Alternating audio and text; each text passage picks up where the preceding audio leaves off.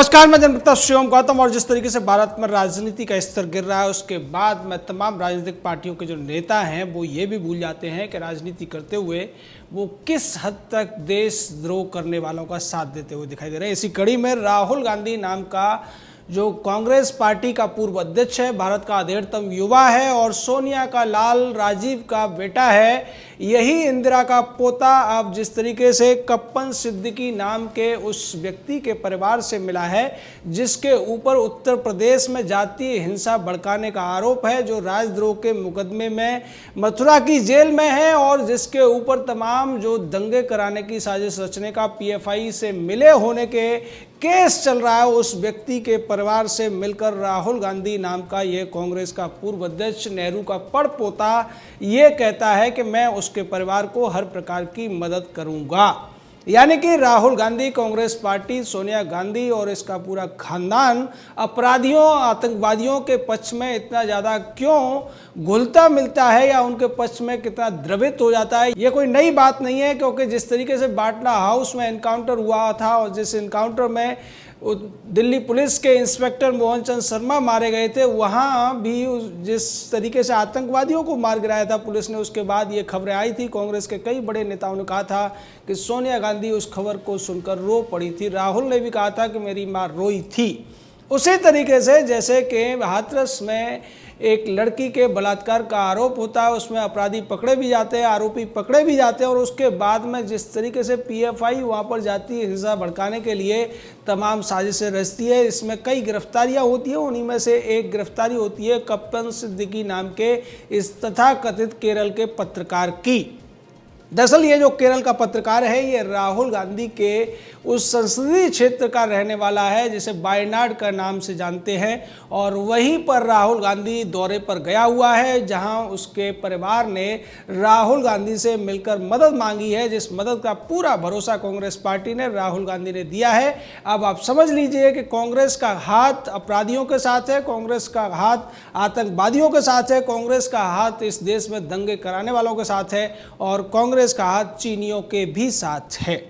जिस तरीके की बातें राहुल गांधी करता है उससे तो ये स्पष्ट है कि चीनी और पाकिस्तानी राहुल गांधी की बातों को बहुत ज़्यादा गंभीरता से लेते हैं और यही वजह है कि राहुल गांधी रह रहकर चीनियों के पक्ष में बोलता हुआ दिखाई देता है। और अब उसने एक जिस तरीके से बयान दिया, प्रधानमंत्री से ये कह दिया कि आप एक हिम्मत करके ये बताइए कि चीन ने हमारी जो 1200 स्क्वायर किलोमीटर की ज़मीन हड़प रखी है उसको आप वापस लेने की बात कब करेंगे। इससे पहले राहुल गांधी ने एक बार यह भी कहा था कि अगर हमारी सरकार रही होती तो 15 मिनट में चीनियों को सबक सिखा चुके होते, उनकी नाक तोड़ चुके होते। ये वही राहुल गांधी है ये जो अपनी माँ के साथ में चीनी राष्ट्रपति शी जिनपिंग जब वहाँ के वाइस प्रेसिडेंट हुआ करते थे उनके साथ समझौता करके आया था। और यह समझौता ये था कि चीन की कम्युनिस्ट पार्टी को मदद करेगी कांग्रेस पार्टी, जो भारत में उस समय सत्ताधारी थी। और उसी दौरान मनमोहन सिंह नाम के भारत के सबसे बड़े अर्थशास्त्री के प्रधानमंत्री रहते हुए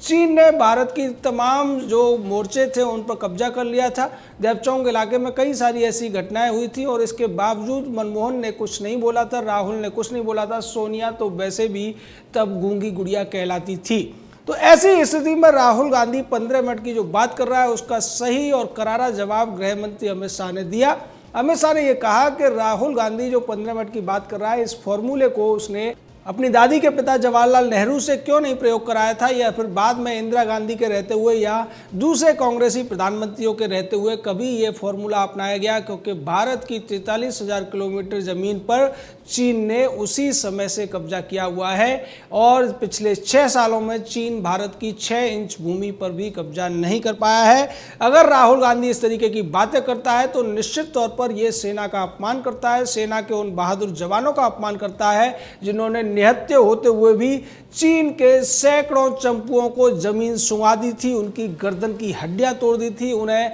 जहन्नुम में भी पहुंचाने का काम किया था, जिसके सबूत खुद चीन ने दिए थे जब उनकी कब्रें देखने को मिली थी। या ग्लोबल टाइम्स के एक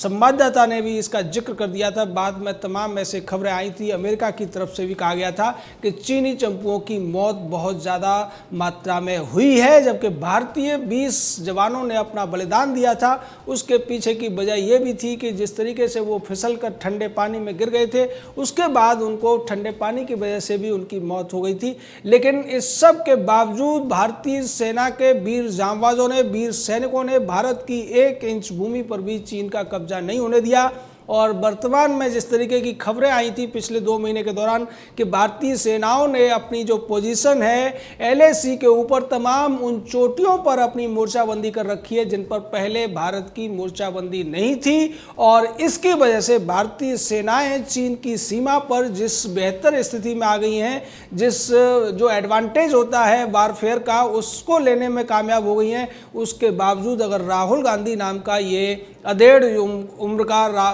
कांग्रेस पार्टी का पूर्व अध्यक्ष ऐसी बातें करता है, तो आप समझ सकते हैं कि इसकी बुद्धि का विकास कहीं न कहीं ठहरा हुआ है और उसको इसे वापस लाने की जरूरत है। वैसे अगर राहुल गांधी की बात की जाए तो कांग्रेस पार्टी में भी इस व्यक्ति को कोई ध्यान से, गंभीरता से नहीं सुनता है। ये बहुत ज़्यादा ड्रामे करता है। एक बार मनमोहन सिंह, जो भारत के सबसे बड़े अर्थशास्त्री थे, उनके प्रधानमंत्री रहते हुए इसने एक बिल फाड़ने का ड्रामा किया था प्रेस कॉन्फ्रेंस में, और उसके बाद जिस तरीके की आलोचना इसकी हुई थी, बाद में पार्टी ने इस बात को दबा दिया था। बीच में ये खबरें भी चली थी कि राहुल गांधी को देश का प्रधानमंत्री बनाया जा रहा है, लेकिन इसके ऊपर ऑब्जेक्शन लगाया था 1-2 बड़े नेताओं ने, जिनमें प्रणब मुखर्जी भी एक थे, और इसी वजह से प्रणब मुखर्जी को बाद में इन लोगों ने साइडलाइन करने की कोशिश की थी। तो ये सारा का सारा जो मामला है वो इस बात को भी दर्शाता है कि राहुल गांधी को उसकी पार्टी के जो नेता हैं वो कोई भाव नहीं देते। इसका ताज़ा उदाहरण तब देखने को मिला कि जब कमलनाथ ने एक महिला के ऊपर टिप्पणी की और उन्हें आइटम तक बोल दिया, जो कि भारतीय जनता पार्टी से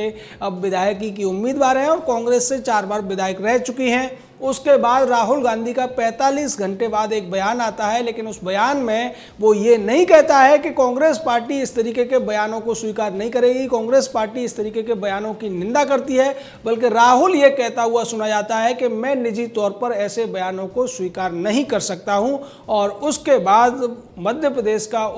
पूर्व मुख्यमंत्री और गुरुद्वारा रकाबगंज के उस हत्याकांड और अग्निकांड का दोषी कमलनाथ ये कह देता है कि मैं माफ़ी नहीं मांगूंगा। यानी राहुल गांधी की पार्टी के लोग ही उसकी बात को नहीं मानते हैं, वो उसे गंभीरता से नहीं लेते हैं। इसके बावजूद राहुल गांधी ये मानकर चलता है कि भारत के प्रधानमंत्री उसकी बात को मानेंगे, भारत के प्रधानमंत्री या सत्ताधारी पार्टी के दूसरे लोग हैं वो उसकी बात को सीरियसली लेंगे, या फिर इस देश के 130 करोड़ लोग इस अधेड़ युवा की बातों को ध्यान से सुनेंगे। निश्चित तौर पर राहुल गांधी को